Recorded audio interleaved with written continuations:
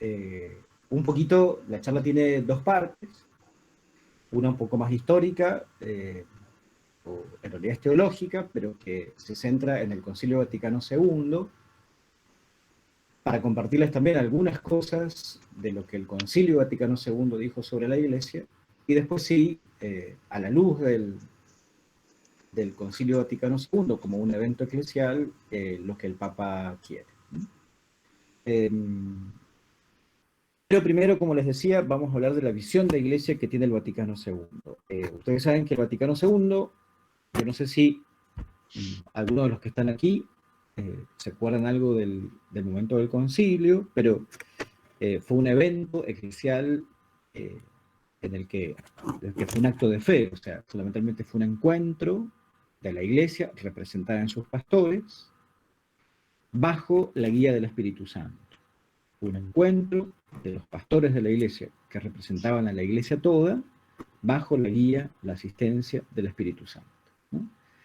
Y en este concilio encontramos que por primera vez en toda la historia de la Iglesia, por primera vez en toda la historia de la Iglesia, hubo un desarrollo acerca de la naturaleza y de la misión de la Iglesia, como no lo había habido nunca antes en el magisterio. No tenemos en toda la historia del magisterio pontificio un documento o documentos que traten de modo tan extenso el tema de la Iglesia. Fundamentalmente me estoy refiriendo a la Lumen Gentium, pero podríamos agarrar cualquier documento del concilio. Uno, por ejemplo, podríamos hablar de Unitatis Redintegratio, que es el documento sobre el ecumenismo, y habla de la relación de la Iglesia con los cristianos que están separados, ya sea de iglesias ortodoxas antiquísimas, o sea, de iglesias surgidas a partir de la Reforma. Podemos tomar, no sé, algún otro documento, tratando de que sea algún decreto.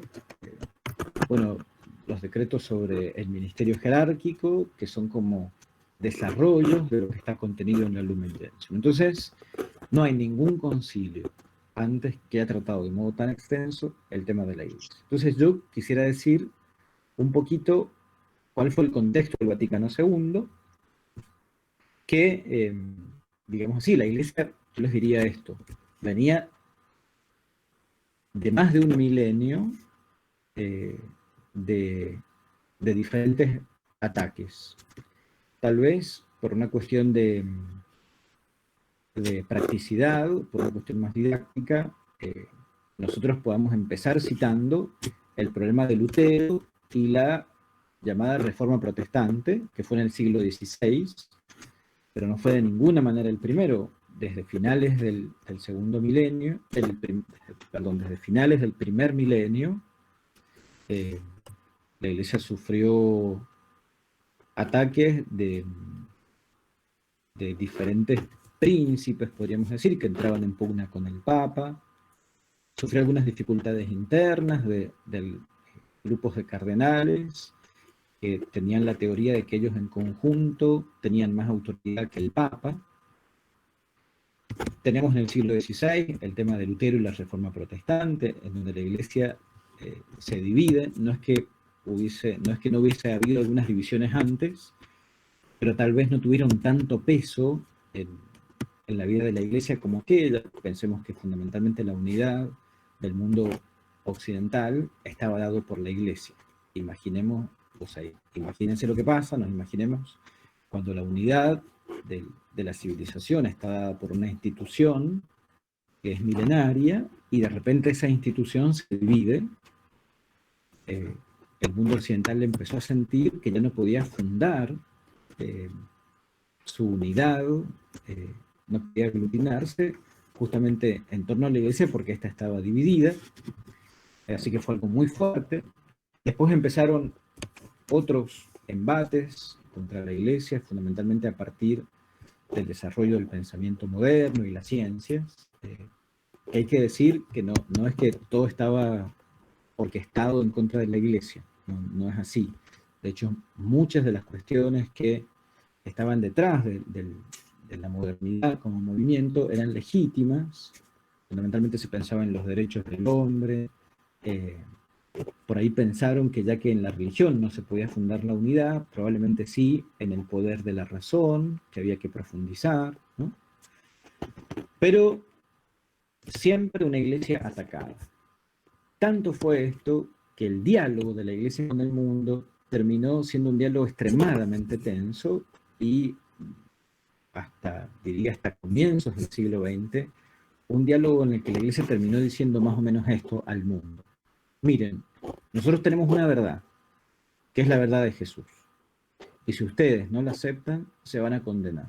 Esa era fundamentalmente, haciendo una simplificación excesiva probablemente, pero en gran medida la iglesia le hacía saber al mundo que la verdad la tenía ella, porque Jesucristo la había hecho depositaria de esta verdad, y que si el mundo no la aceptaba, se iba a condenar.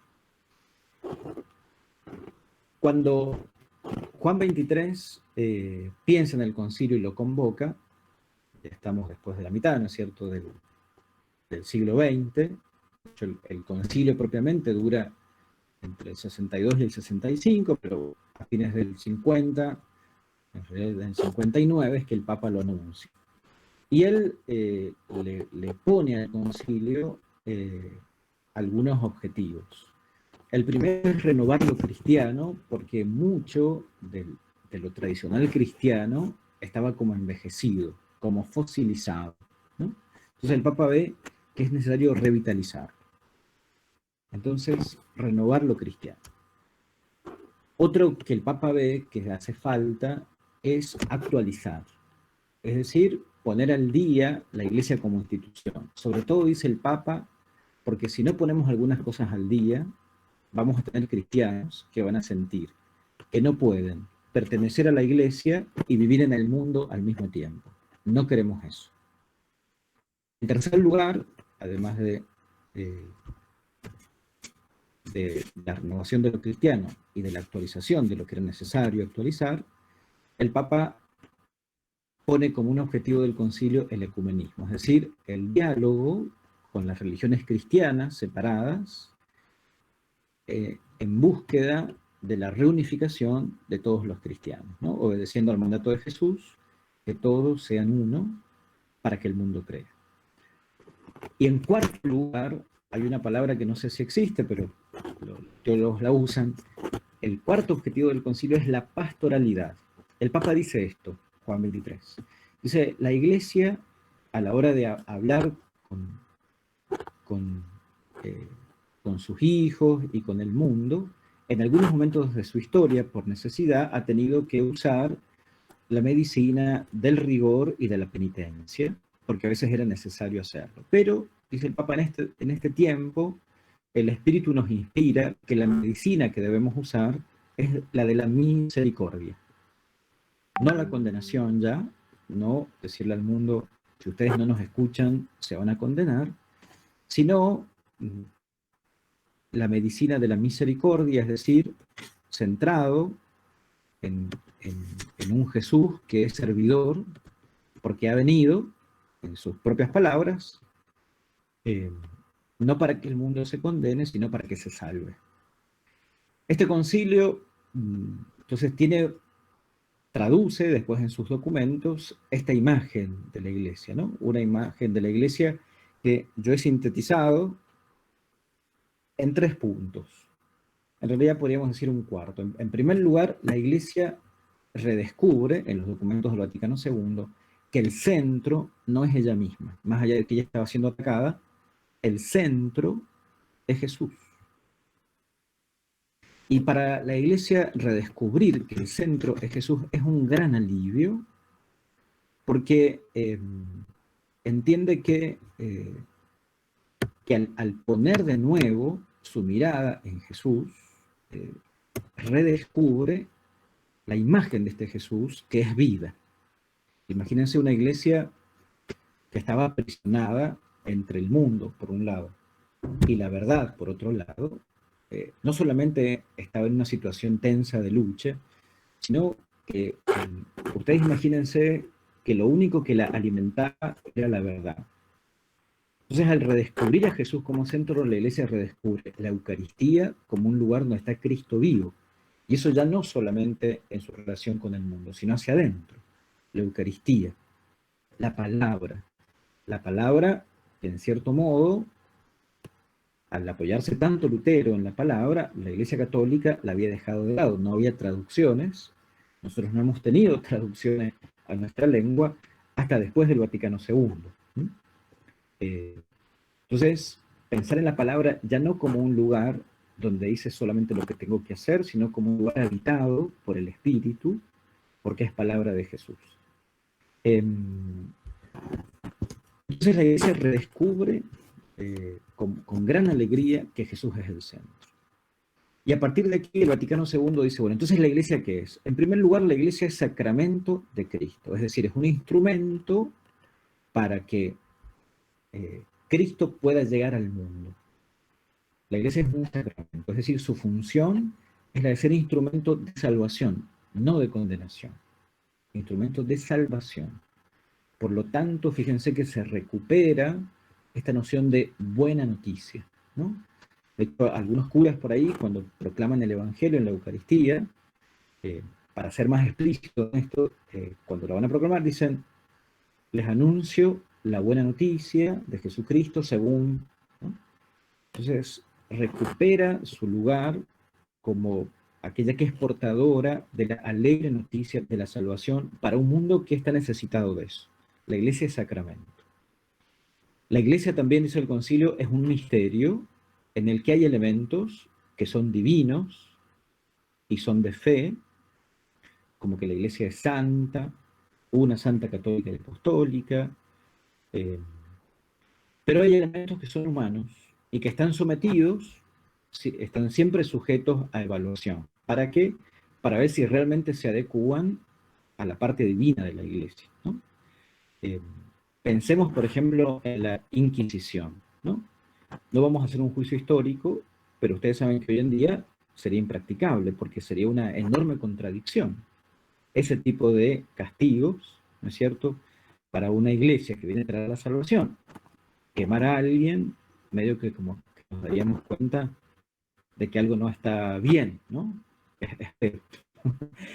eh, pero hay otros elementos a veces más sutiles, por eso eh, la iglesia redescubre en el Vaticano II que en este misterio, que es ella, compuesta de elementos divinos, elementos espirituales, pero también de elementos materiales, institucionales, siempre hay que estar viendo si lo institucional se adecua. Pensemos, por ejemplo, en que el Papa, en esa época, entraba a las celebraciones portado en hombros, ¿no? Con una corona de oro, que era enorme, la famosa tiara. Entonces, hablar de Jesús que se hizo obediente hasta la muerte y muerte de cruz, que se hizo esclavo por amor, hablar de un Jesús que él mismo dice, estoy entre ustedes como el que sirve. Y ver a su representante, con características de un rey, que es llevado en andas, con vestiduras de oro, efectivamente la iglesia descubre que hay cosas que tal vez no condicen, que no condicen. Habría muchísimas otras, como por ejemplo, otras que no son escandalosas, ni mucho menos, como por ejemplo el tema de la lengua. Es decir, eh, para algunos la lengua latina era una lengua re importante y re tradicional, pero teniendo en cuenta que la iglesia es divina, pero también es humana, es importante darle a los humanos la posibilidad de participar de mejor modo en las celebraciones y por lo tanto volver a las lenguas de cada región. Y por último, podríamos mencionar muchas más cosas, como por ejemplo la iglesia Cuerpo de Cristo, que yo no lo he mencionado, Templo del Espíritu, bueno. Pero por último, junto con sacramento y misterio, yo mencionaría el concepto de la iglesia como pueblo, que es el que más ustedes han mencionado recién, y que es re importante. De hecho, es aquel sobre el que nosotros vamos a hacer un poquito más de hincapié. ¿Por qué es tan importante? Bueno, en primer lugar, hablar de la iglesia como pueblo es remitir al Antiguo Testamento. O sea, en cierto modo, la iglesia, podríamos decir, es el nuevo pueblo de Dios, porque el pueblo de Dios como tal es el pueblo de Israel. Y porque todas las promesas de las cuales de las cuales el Nuevo Testamento dice que se han cumplido, todas esas promesas son las promesas que Dios había hecho a su pueblo. Se cumplen en Jesús, se cumplen en el don del Espíritu, de modo que la iglesia es el pueblo de Dios. Podemos llamarle, porque en algunos lugares se habla del nuevo pueblo de Dios, pero también podríamos decir pueblo de Dios sin más, ¿no? Es una categoría bíblica, pero también es re importante porque sucede esto, miren, nosotros podemos decir que la iglesia es comunión, pero ¿cuál es el riesgo de esas categorías, no? Uno dice, bueno, pero ¿qué es una comunión? Y es un compartir, es una conexión, invisible pero real, pero puede pasar que nosotros confesemos una iglesia comunión y que en la práctica no la estemos viviendo. Hay un teólogo muy importante italiano que se llama Severino Dianich, que dice que si solamente hablamos de la iglesia en categorías de fe, la iglesia es sacramento, la iglesia es misterio, se puede llegar a pasar esto, que nosotros confesemos una iglesia y vivamos otra. Entonces la categoría de pueblo baja y dice fundamentalmente la iglesia es un grupo de gente. Sí, es verdad, es un sacramento, es un misterio, pero como tal es un grupo de gente. Y si avanzamos, es un grupo de gente que vive su fe y que tiene un contexto siempre histórico y un contexto local. Es decir, la iglesia es gente que ha vivido en el siglo I, en el siglo VIII, en el siglo XIII, en el siglo XIX y en el siglo XXI. Es un grupo de gente que en cada momento vive su fe en un contexto histórico que es importante conocer. Es decir, nosotros tenemos que poder referirnos con algún conocimiento a cuál es el contexto histórico en el que estamos siendo iglesia. Y también decir que la iglesia es pueblo, es decir, que hay cristianos de esta misma época que viven su fe en el Oriente y están siendo perseguidos y asesinados, en el África como misioneros, en medio de pueblos explotados y olvidados, pero en un lugar donde la fe florece, en sociedades como la europea, en donde ya ni siquiera algunos experimentan la necesidad de Dios, en Latinoamérica, en San Juan. Entonces, decir que la iglesia es pueblo es situarla también históricamente y localmente, que es re importante para poder pensar la iglesia en términos que son realistas, ¿no? No solamente confesarla y quedarnos, ¿cómo les podría decir?, cruzados de brazos. Un ejemplo de eso es decir, iglesia somos todos, pero después, muchas veces la experiencia es que iglesia somos todos, pero la carga la llevan algunos, ¿no?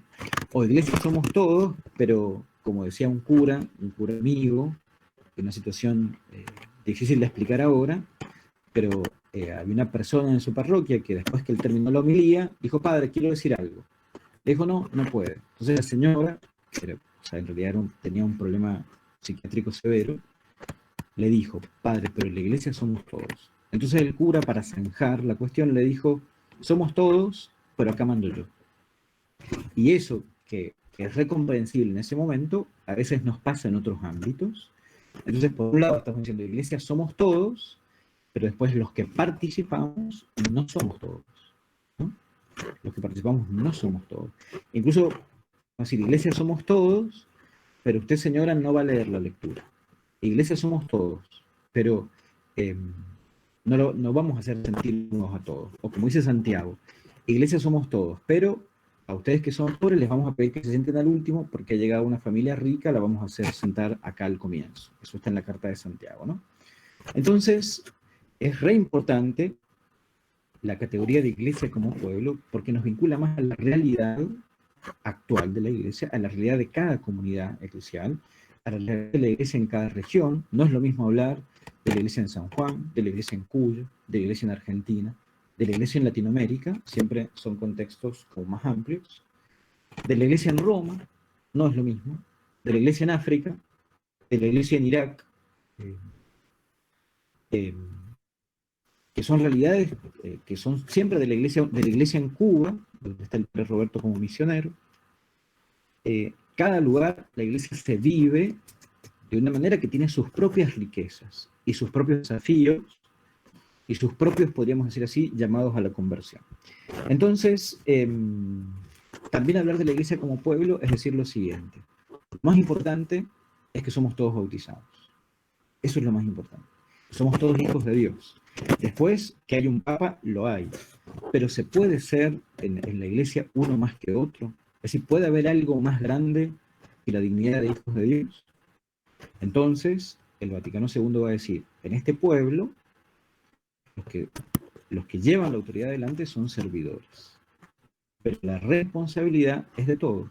Y la participación es igualmente necesaria de parte de todos. Ya el concilio postula dos cosas que el Papa Francisco está diciendo mucho, que son la corresponsabilidad y la cada vez más grande necesidad de incorporar, de que los laicos participen a funciones importantes en la iglesia, no solamente funciones que podríamos llamar menores, funciones auxiliares, sino funciones importantes. Ya vamos a hablar un poquito de eso. En realidad habría mucho más que decir de la iglesia como pueblo de Dios, pero si me detengo nos vamos a demorar mucho. Quisiera saber cómo estamos con el tiempo.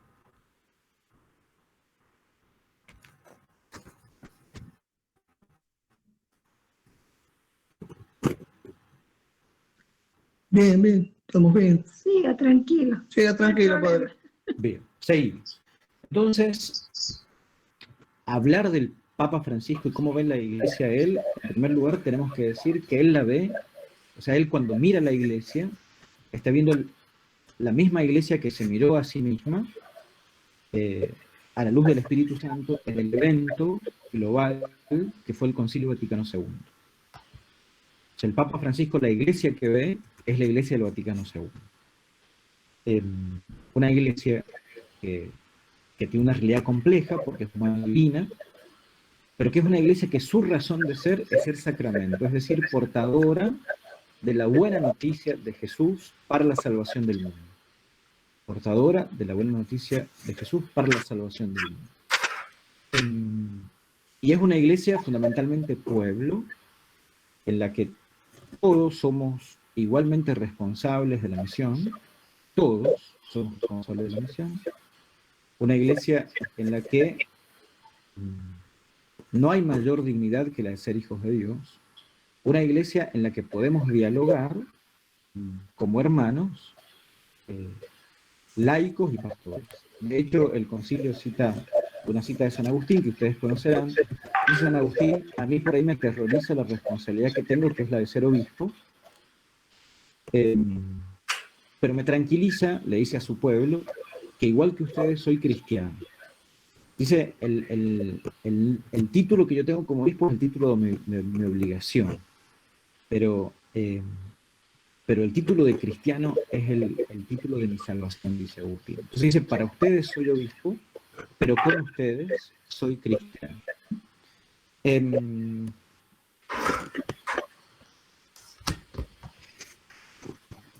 Papa Francisco, yo fundamentalmente les voy a decir algunas cosas de el documento programático que no hay que olvidar de él, que es la Evangelii Gaudium. En primer lugar, yo les comenté que cuando el Papa Juan XXIII pensó el concilio, él decía que la medicina con que la Iglesia quiere curar las heridas del mundo es la misericordia. Está bueno recordar que Juan Pablo II, de una entrevista que él concedió, que se transformó en un libro, probablemente ustedes se acuerden de Cruzando el umbral de la esperanza, él decía que hay épocas en que conocemos a Dios y destacamos fundamentalmente algunos de sus atributos. Siempre en cada época hay algo de Dios que conocemos mejor y valoramos más. Juan Pablo II decía, a mí me parece que en esta época el atributo con el que mejor conocemos a Dios es el de la misericordia. De hecho, fue él el que canonizó a Sor Faustina e impulsó la devoción a la Divina Misericordia, no solo porque fuera una devoción, digamos, ¿no? Sino porque él creía que hay que mostrarle al mundo un Dios de misericordia.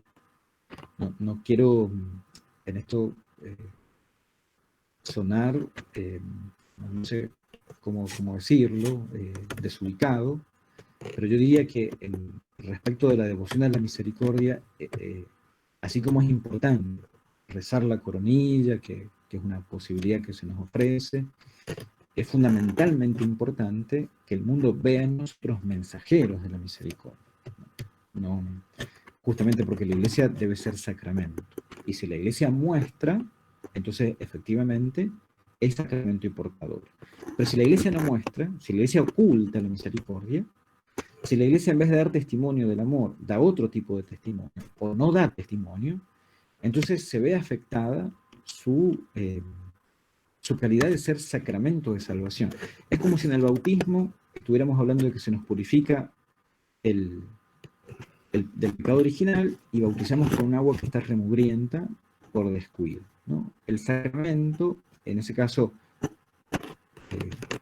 podemos solamente decir, bueno, no importa porque igual, no, el sacramento debe significar, porque si no significa, entonces pierde fuerza como alimento de la fe de las personas.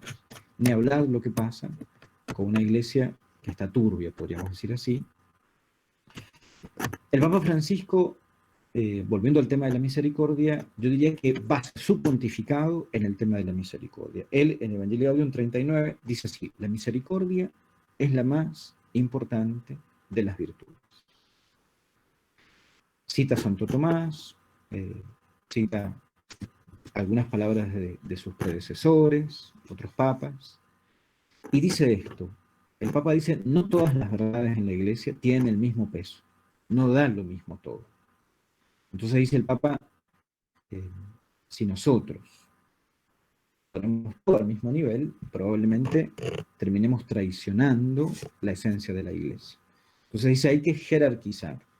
Y todo en la iglesia, la doctrina de la iglesia, debe ordenarse según esta jerarquía. Y en el primer lugar está la salvación, la misericordia de Dios, de la cual la iglesia es portadora.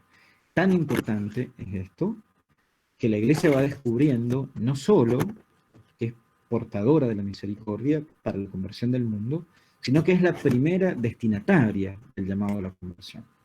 Hubo un cardenal que ya murió, Martini, que se decía que podía llegar a ser papa, que él decía, es re importante que en este tiempo la iglesia, lo decía, si no me equivoco, en el 85, o sea, hace mucho, decía, es re importante que la iglesia descubra que no solamente es portadora del llamado a la conversión, sino que es la primera destinataria.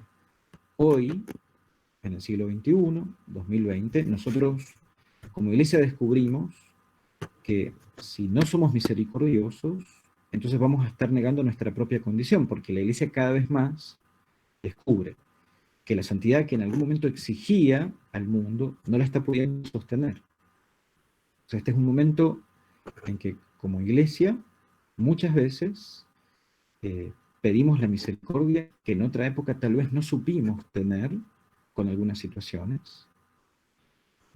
Por ahí, cuando el mundo nos pega mucho, a veces nosotros le estamos pidiendo misericordia al mundo. Tenemos muchos casos de representantes importantes de la iglesia. Yo no me voy a poner a enumerar, algunos porque son situaciones muy dolorosas, pero sobre todo personas fallecidas recientemente, que se ha descubierto que en sus vidas han tenido contradicciones tan grandes que son escandalosas, y que en algún momento han sido tenidos por santos en vida, y hoy ha habido que ir a asistir a las víctimas que habían dejado. Y también tenemos que decir que muchas veces nuestra vida, incluso laical, la vida de familia, probablemente cuántas veces en nuestra predicación acerca de los valores cristianos es una predicación que a veces algunos no pueden sostener por la cultura que reina y que invade y que desafía, y que va como desgastando. Incluso a veces pasa que en digamos así, en una predicación de máxima, siempre exigente, ¿Qué pasa, por ejemplo, con aquellas familias que no están pudiendo transmitir la fe a sus propios descendientes, que también pasa, ¿no? Entonces, es un gran tema, el tema de la misericordia, para ir comprendiendo el ser de la iglesia, la misión de la iglesia, el tono que la iglesia debe usar para con el mundo.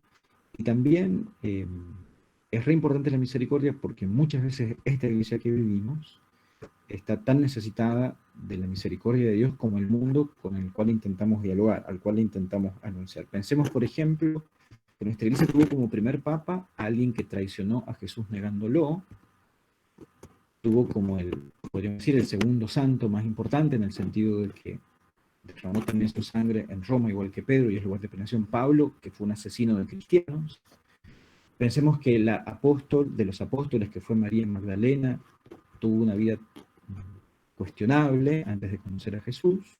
Entonces, el origen de la iglesia está asignado por la misericordia de Jesús para con los miembros, entre comillas, más insignes de su iglesia. Por eso es importante descubrir la misericordia, pero a la hora de interpretar al Papa, saber que es desde ahí que él se para. Y también que nos ayude a interpretar algunos gestos del Papa, porque muchas veces el Papa se sienta a comer con, digamos así, con publicanos y pecadores, y el primero que hizo eso fue Jesús.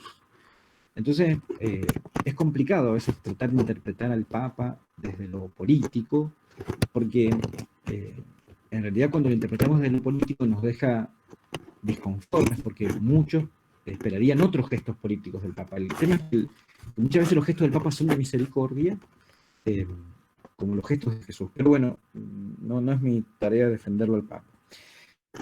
Entonces la misericordia como primer pilar de la Iglesia, la pregunta que nos tenemos que hacer es si realmente estamos viviendo una iglesia de misericordia, para con nosotros mismos, para con nuestras comunidades, para con el mundo. En segundo lugar, el Papa dice una iglesia en salida y le pone verbos que ustedes deben acordarse. Dice una iglesia en salida es una iglesia que primerea, que se involucra, que acompaña, que fructifica y que festeja. El Papa, obviamente, que en el fondo estos verbos no son un invento de él, sino que está Jesús y la iglesia de los primeros tiempos. Es decir, esto de primerear es propio, dice San Juan, del amor de Dios. Entonces, dice el Papa, la iglesia no puede no serlo, tiene que ser una iglesia que busque las situaciones en donde hace falta la presencia de Dios y vaya. Entonces no puede ser una iglesia que espere.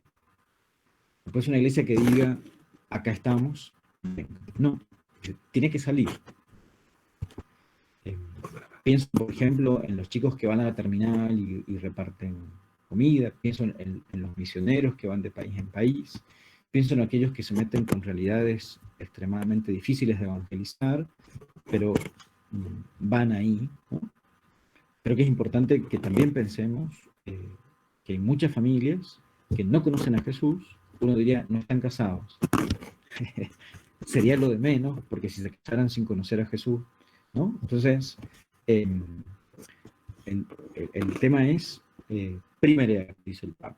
En segundo lugar, involucrarse y acompañar, que son cosas re difíciles, porque muchas veces sentimos que si nos involucramos y acompañamos, tenemos que embarrarnos un poco, lo de Jesús, ¿no? Este tipo no puede venir de Dios porque come y bebe con publicanos y prostitutas. No puede venir de Dios porque come y bebe con publicanos y prostitutas, ¿no? O si este hombre viniera de Dios, sabría quién es la mujer que lo está tocando, dice el fariseo que lo recibe en su casa, dice que es una pecadora. Y Jesús dice, mira, tengo algo que decir. Y bueno, le anuncia cómo tiene que interpretar él lo que está pasando. Y dice, mira, no es que yo no sepa que esta mujer es un pecador. O sea, no tiene que ver con que yo no lo sepa. Tiene que ver con los gestos que yo tengo para con aquellos que han pecado mucho y han amado mucho, ¿no? Entonces, involucrarse y acompañar son verbos que tenemos que elaborar una y otra vez como iglesia, qué significan para nosotros desde nuestra realidad. O sea, yo como cura tengo que preguntarme qué significa en los barrios de mi parroquia, qué es involucrarme y acompañar, ¿no? Por ejemplo, con los drogadictos, con aquellos que vienen a la prostitución, con los que son víctimas de otras adicciones, con los que sufren depresión, eh, bueno, innumerables situaciones que a veces tienen que ver con lo territorial, pero a veces tienen que ver con grupos de personas, ¿no? Fructificar es un verbo, yo diría, bellísimo, pero tiene que ver con haber hecho el camino de primariar, de involucrarnos y de acompañar. O sea, lo que dice el Papa es que una iglesia en salida va a llegar a experimentar una nueva fecundidad en la medida que se ponga, que primeré y se ponga al lado de este mundo. Obviamente que yo supongo que a esta altura de la conversación todos debemos estar preguntándonos cómo hacer esto si el mundo como tal no es que nos esté llamando, porque eso también es una realidad. Yo les comparto algo que me dijo el padre Lona, quien yo quiero mucho. Él fue el que me mandó al seminario. Antes de seminarista le digo, padre, ¿cómo es este tema de la relación iglesia-mundo, el diálogo con el mundo? Entonces se me empezó a reír él, ¿no? Se reía y no, me dice, perdón, yo voy a citarlo textualmente. Me dice, querer dialogar con el mundo hoy en día es como meter una cuchara en un tarro de mierda y querer sacar dulce de leche, me decía, ¿no? Bueno, algo de eso hay. O sea, creo que el tema no es sencillo, no es sencillo de ninguna manera. Pero, continuando con la serie de verbos de esta iglesia en salida que el Papa nos propone, poder fructificar como iglesia hoy en día, dice el Papa, no puede ser de otra manera que no habiendo hecho el camino previo. O sea, no vamos a experimentar que somos fecundos para la vida de este mundo si no primariamos, si no nos involucramos, si no acompañamos, ¿no? Y cuando usa el verbo festejar, usa un verbo bastante popular, podría haber puesto celebrar, que es el verbo propio de la liturgia, pero seguramente que el Papa ha querido ir más allá de la liturgia, esto de festejar la vida como tal.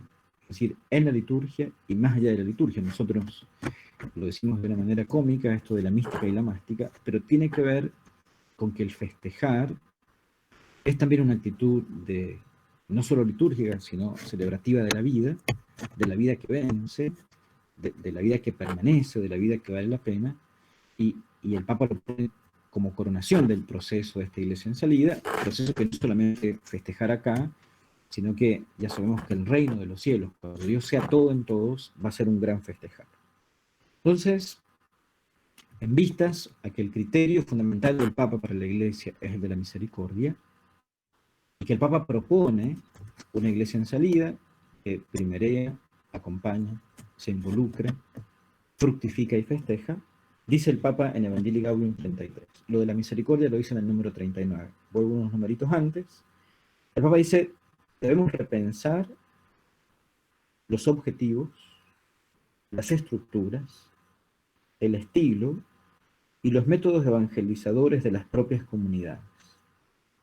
Repensar los objetivos, estructuras, estilo y métodos evangelizadores de las propias comunidades. Es decir, el Papa básicamente dice, tenemos que poder cuestionarnos la iglesia así como está configurada y poder respondernos si nuestro modo de ser la iglesia se adapta a esta iglesia que anuncia la misericordia y que es una iglesia que va como buen pastor a donde está la oveja herida, una iglesia en salida. Y cuando el Papa dice que hay que repensar, nos pone un desafío extremadamente difícil, sobre todo porque justamente repensar la iglesia que somos puede llegar hasta ser doloroso, sobre todo porque nosotros estamos identificados con la iglesia que somos. O sea, cuando el Papa habla de una conversión pastoral, el Papa, que no es ingenuo, sabe que nos está pidiendo, en cierto modo, dejar, al menos en parte, de ser como somos para hacer algo que todavía no somos.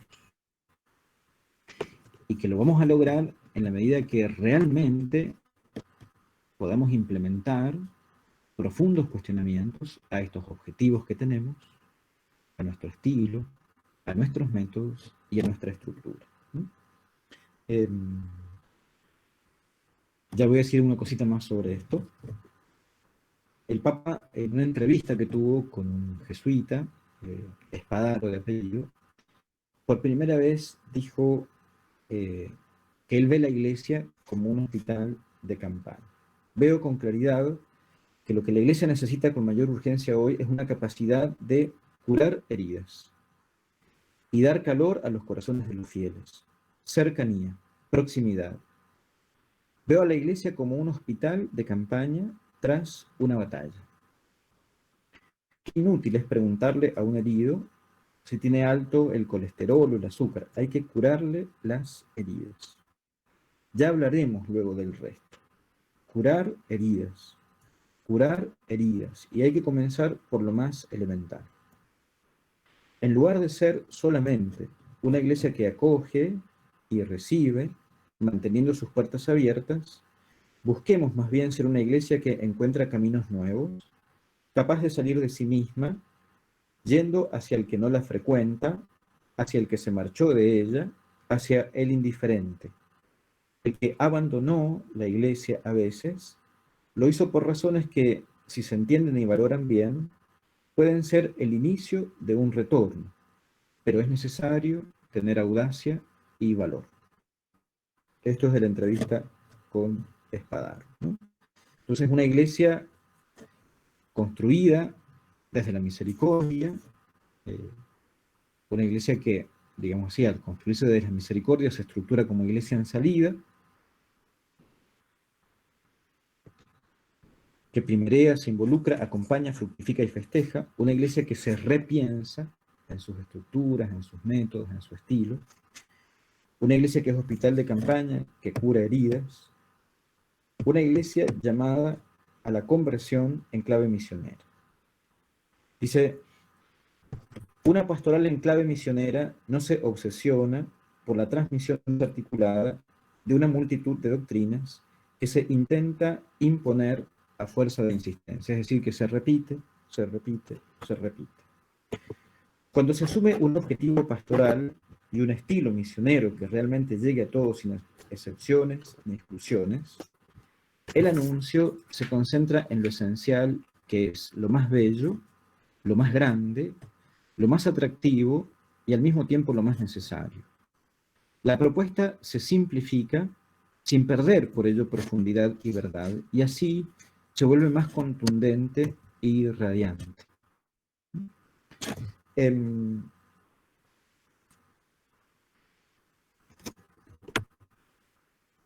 Por ejemplo, en esto me preguntaban el otro día, ¿qué hacer? Me preguntaban los seminaristas. Me decían, bueno, padre, una reforma misionera de la iglesia. Perfecto.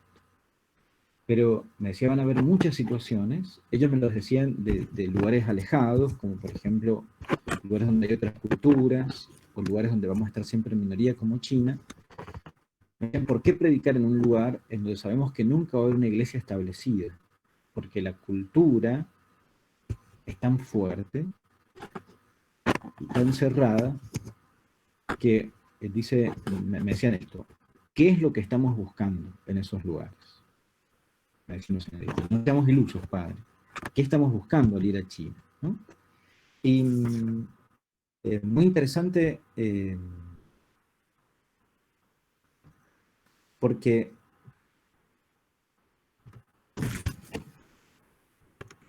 el ir a China, digamos así, para nosotros es, por ejemplo, por decir dos experiencias que suenan igual. ¿Qué estamos buscando al armar grupos de pastoral homosexual con personas que practican su homosexualidad?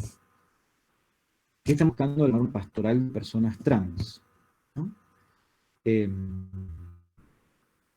Bueno, da la impresión eh, de que nosotros no siempre vamos a poder esperar que la iglesia se establezca en todos los lugares, como una cultura eclesial, como una comunidad que intenta vivir en todo, aunque está siempre en conversión, y que asuma la jerarquía, que lea los documentos del Papa, que vea la iglesia como la vemos nosotros, que podríamos decir así, con una palabra que ya no se usa más, que milite la iglesia. Muchas veces lo único que vamos a poder hacer es anunciarle a algunas personas la buena noticia, porque además no tienen otros elementos, no le podemos pedir a alguien que para salvarse, después de que ha vivido 30 años o más en situaciones tremendas, que incorpore lo que podríamos llamar una cultura eclesial. O se lo podemos pedir, pero no sabemos si lo vamos a poder instaurar. Hay personas que están tan heridas y tan dañadas. Pienso, por ejemplo, en primer lugar, en los drogadictos, y, o sea, sí, lo digo así, en aquellos que tienen problemas de adicciones. Y pienso también en aquellos que, por ejemplo, en los colectivos trans, ¿no? Entonces, no siempre lo vamos a poder instaurar en ellos, pero no les podemos negar el anuncio de la buena noticia de Jesús. Hay muchos momentos del Evangelio en que Jesús tuvo un momento con una persona. El otro día los curas compartíamos en nuestro retiro el tema de Felipe, que le anuncia la buena noticia de Jesús a un eunuco, que estaba en cierto modo en una categoría muy baja, porque era extranjero, pero además era eunuco en la religión judía, era un judío.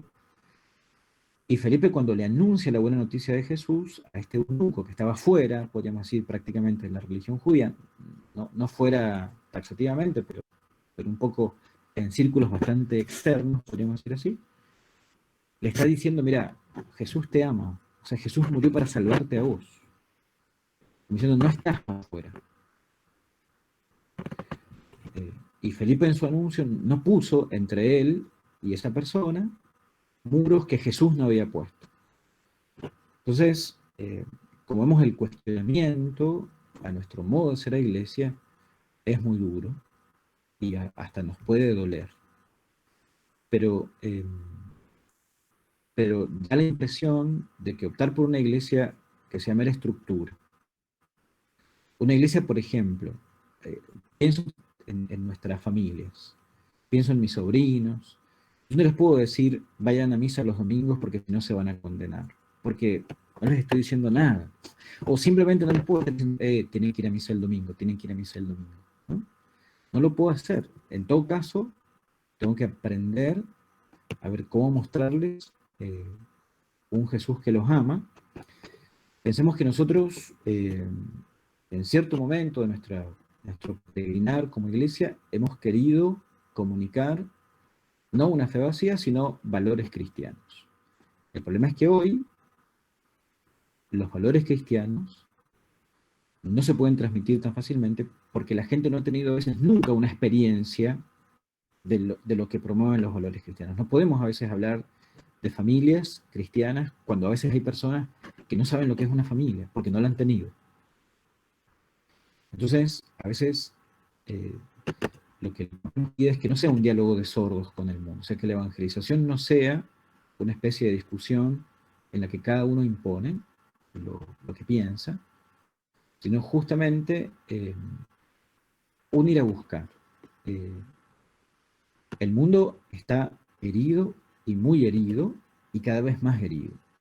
Y si nosotros pretendemos que para curarle las heridas el mundo se incorpore a la iglesia y haga un camino de pertenencia como nosotros lo tenemos a la iglesia, probablemente no podamos desenvolver nuestra tarea misionera.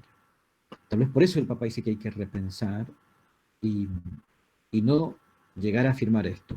Como no podemos traerlos, entonces no hacemos nada, sino decir, siempre podemos hacer algo por este mundo herido. La pregunta es, ¿qué? ¿Cómo? ¿Cómo vamos a primerear? ¿Cómo vamos a hacer esta iglesia en salida? ¿Cómo vamos a salir? ¿Cómo vamos a hacer una iglesia que no solamente acoge, sino que busca?